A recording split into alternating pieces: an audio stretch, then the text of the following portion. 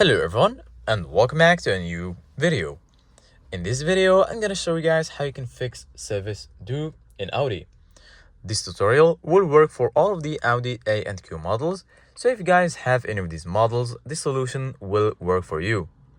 So basically guys, if you want to remove that message, all you need to do guys is just go to your navigation screen in the right side of your steering wheel.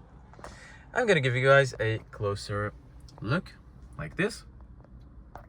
So basically guys, once you're here, make sure that you are in the main menu and then go ahead and click on car.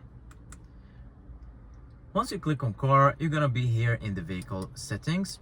Go ahead and click on the left key.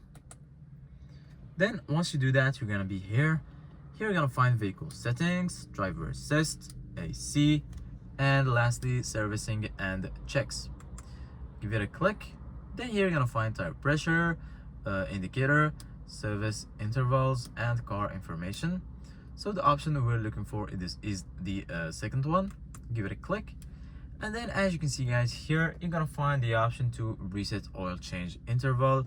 So if you want to remove the message, just click on reset, and then you're gonna be able to remove the service due message.